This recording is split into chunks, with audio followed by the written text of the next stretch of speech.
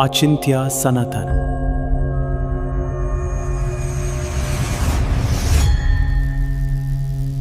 अचिंत्य सनातन के सभी श्रोताओं को जय श्री राम। आज हम उस कथा की यात्रा पर निकल रहे हैं जो केवल एक महाकाव्य नहीं बल्कि भारत की आत्मा का दर्पण है। हम चल रहे हैं उस कथा के मूल स्रोत तक, महर्षि वाल्मीकि द्वारा रचित पवित्र रामायण के बालकांड के प्रथम सर्ग में। यहीं पर एक साधारण सी लगने वाली जिज्ञासा से एक महान गाथा का जन्म होता है। कहानी का आरंभ होता है एक शांत वन में, जहां तपस्या में लीन महर्षि वाल्मीकि के मन में एक गहरा प्रश्न उठता है और अपने इस प्रश्न को लेकर वो पहुंचते हैं देवर्षि नारद के पास, जो तीनों लोकों के ज्ञाता हैं। वाल्मीकि पूछते हैं, हे मुनि श्रेष्ठ, क्या इस संसार में इसी समय कोई ऐसा मनुष्य है जो सर्वगुण संपन्न हो, जो गुणवान हो, वीर्यवान हो, धर्म का ज्ञाता हो, कृतज्ञ हो, सत्य वचन बोलने वाला हो और अपने संकल्प पर दृढ़ रहने वाला हो? असल में वाल्मीकि एक आदर्श पुरुष की, एक उत्तम चरित्र की खोज में थे। महर्षि वाल्मीकि का ये गहन प्रश्न सुनकर त्रिकालदर्शी नारद मुनि के मुख पर एक प्रसन्नता की लहर दौड़ जाती है। वो कहते हैं, मुने, जिन गुणों की आप बात कर रहे हैं वो एक ही मनुष्य में मिलना बहुत ही दुर्लभ है, परंतु हाँ, ऐसा एक पुरुष है। मैं आपको उनके विषय में बताता हूं, आप ध्यान से सुनिए। और बस इसी उत्तर के साथ देवर्षि नारद उस महागाथा का सूत्रपात करते हैं जो आज भी प्रासंगिक है। हमारी आज की यात्रा भी उसी क्रम में चलेगी जैसा नारद जी ने बताया। हम शुरू करेंगे वाल्मीकि की जिज्ञासा से, फिर जानेंगे श्री राम के अद्वितीय चरित्र के बारे में, उनके वचन और वनवास की कथा, सीता हरण का दुखद प्रसंग, धर्म की स्थापना के लिए हुआ महायुद्ध और अंत में उस आदर्श शासन की स्थापना जिसे राम राज्य कहा गया। नारद जी कहना शुरू करते हैं, सुनिए, इस पृथ्वी पर इक्ष्वाकु के महान वंश में एक राजा हुए हैं जिन्हें संसार राम के नाम से जानता है। आप जिन गुणों को खोज रहे हैं वो सभी गुण उन्हीं में हैं। और इसके बाद नारद जी श्रीराम के उस अलौकिक चरित्र का वर्णन करना आरंभ करते हैं जिसे सुनकर वाल्मीकि मंत्रमुग्ध हो जाते। नारद बताते हैं कि राम का चरित्र कैसा है। वो मन को वश में रखने वाले हैं, बुद्धिमान हैं, नीति और धर्म के ज्ञाता हैं और एक श्रेष्ठ वक्ता हैं। उनकी सबसे बड़ी शक्ति है उनकी सत्य प्रतिज्ञा। वो जो वचन दे देते हैं उससे कभी पीछे नहीं हटते। उन्होंने अपनी इंद्रियों को पूरी तरह से जीत लिया है, यहां तक कि उनका क्रोध भी उनके नियंत्रण में रहता है। उनका चरित्र ही नहीं, उनका शारीरिक सौष्ठव भी अलौकिक है। वो महाबलवान हैं। उनके कंधे मोटे और भुजाएं लंबी हैं। शंख के समान सुंदर ग्रीवा है और उनका पूरा शरीर शुभ लक्षणों से युक्त है। उनके व्यक्तित्व में एक अद्भुत तेज है, एक ऐसी कांति जो किसी को भी आकर्षित कर ले। नारद जी कुछ अद्भुत उपमाओं से राम के गुणों की विशालता को समझाते हैं। वो कहते हैं, गंभीरता में वो समुद्र के समान हैं, धैर्य में हिमालय की तरह अडिग, बल और पराक्रम में साक्षात भगवान विष्णु के समान। लेकिन जब वो क्रोध करते हैं तो प्रलय की अग्नि की तरह लगते हैं, और जब बात क्षमा की आती है तो उनका हृदय पृथ्वी के समान विशाल है। तो ऐसे सर्वगुण संपन्न ज्येष्ठ पुत्र को राजा दशरथ बहुत स्नेह से युवराज बनाना चाहते थे। पूरी अयोध्या में उत्सव की तैयारियां शुरू हो गईं, चारों ओर आनंद का माहौल था, लेकिन शायद नियति को कुछ और ही मंजूर था। श्री राम के त्याग और उनके वचन के प्रति निष्ठा की सबसे बड़ी परीक्षा अभी बाकी थी। ठीक राज्याभिषेक की तैयारियों के बीच रानी कैकेयी ने राजा दशरथ को उनके दिए 2 वरदानों की याद दिलाई, और उन वरदानों में उन्होंने मांगा भरत के लिए राज्याभिषेक और राम के लिए 14 वर्षों का वनवास। अपने ही वचन में बंधकर राजा दशरथ विवश हो गए, लेकिन पिता को धर्म संकट में देखकर श्री राम ने बिना एक क्षण सोचे राज सिंहासन त्याग कर वनवास को सहर्ष स्वीकार कर लिया, सिर्फ अपने पिता के वचन का मान रखने के लिए। पर राम वन के लिए अकेले नहीं निकले। उनके छोटे भाई लक्ष्मण, जो भ्रातृ प्रेम की पराकाष्ठा हैं, और उनकी पत्नी सीता, जो धर्म का साक्षात स्वरूप हैं, उन्होंने भी राजसी सुखों को एक पल में त्याग दिया और राम के साथ वन की कठिन राह पर चल पड़े। अयोध्या की सीमाओं को छोड़कर उनका पहला पड़ाव था श्रृंगवेरपुर, जहां उनकी भेंट निषाद राज गुह से हुई। वहां से आगे बढ़कर वो प्रयाग में भरद्वाज मुनि के आश्रम पहुंचे और अंत में मुनि की आज्ञा पाकर उन्होंने चित्रकूट के शांत पर्वत पर एक पर्णकुटी बनाई और वहीं तपस्वियों का जीवन जीने लगे। उधर अयोध्या में राम के वियोग में राजा दशरथ ने अपने प्राण त्याग दिए। जब भरत, जो ननिहाल गए हुए थे, वापस लौटे और उन्हें सब पता चला, तो वो अपनी सेना लेकर राम को मनाने चित्रकूट पहुंचे।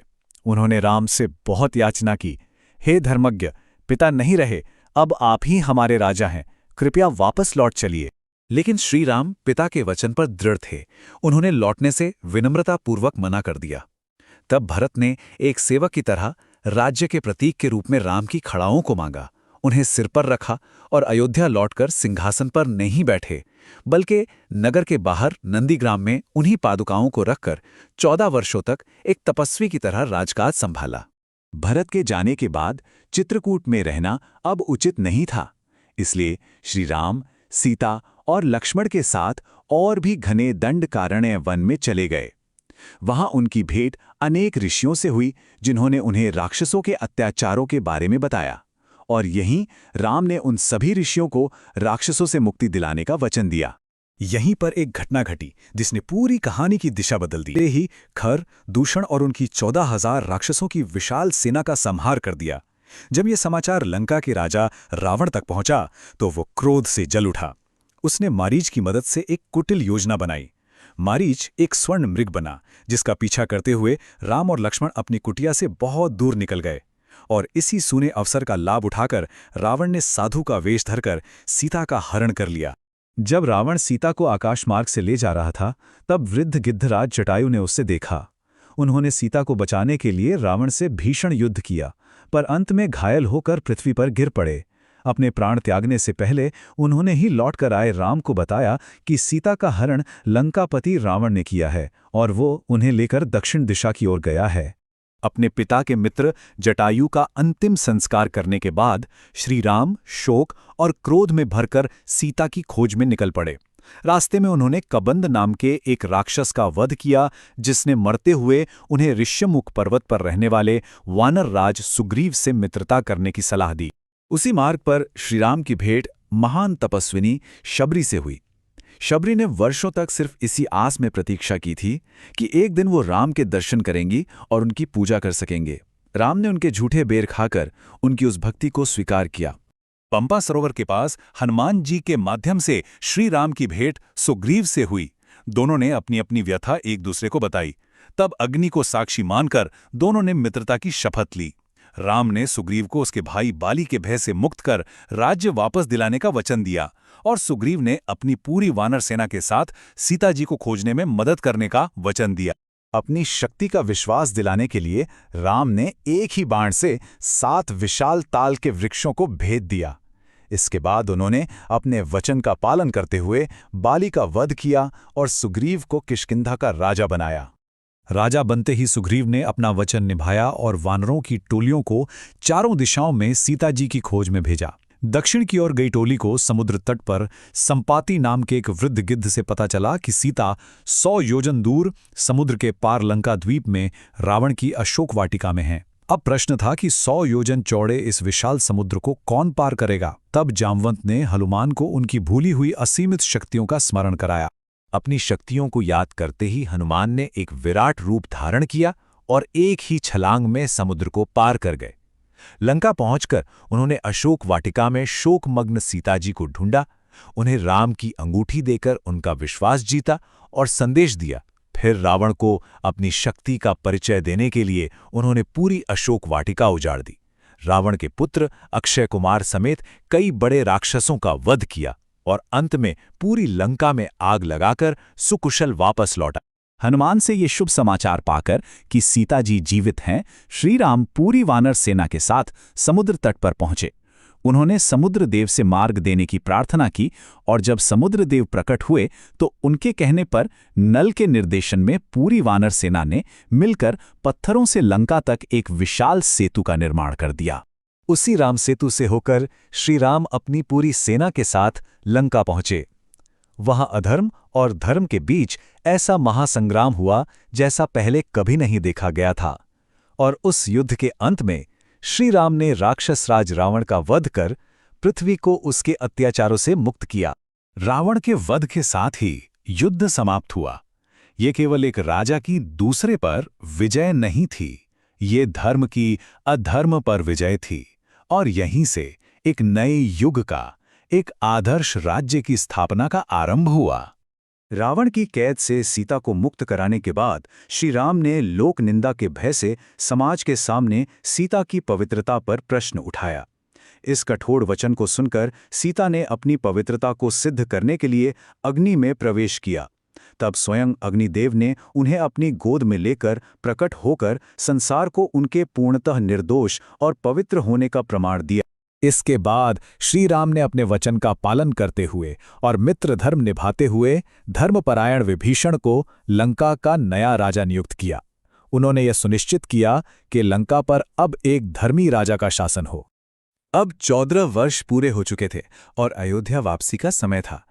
देवताओं ने प्रसन्न होकर राम को वरदान दिए, जिससे युद्ध में मारे गए सभी वानर फिर से जीवित हो गए। वे सब पुष्पक विमान पर सवार होकर अयोध्या के लिए चले।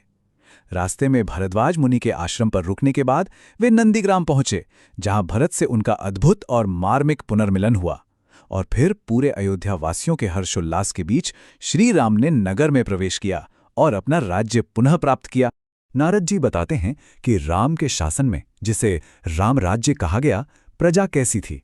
सभी लोग सुखी थे, संतुष्ट थे और धर्म का पालन करते थे। किसी को कोई रोग या दुख नहीं था। अकाल मृत्यु का भय समाप्त हो गया था। स्त्रियां पतिव्रता थीं और किसी को भी अग्नि, जल या आंधी का कोई भय नहीं था। चारों ओर बस सुख, शांति और समृद्धि थी, मानो सत्य युग लौट आया हो।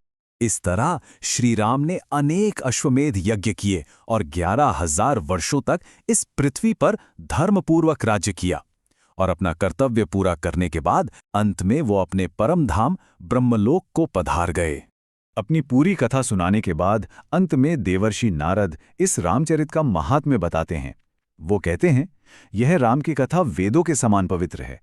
यह सभी पापों का नाश करने वाली है और पुण्य प्रदान करने वाली है। जो कोई भी इस कथा को भक्तिपूर्वक पढ़ेगा या सुनेगा, वो अपने सभी पापों से मुक्त हो जाएगा और अंत में अपने परिवार सहित स्वर्गलोक में सम्मान पाएगा। है श्रीमद् वाल्मीकि रामायण, वो ग्रंथ जिसका हर एक अक्षर पापों का नाश करने वाला माना गया है। जय श्री राम।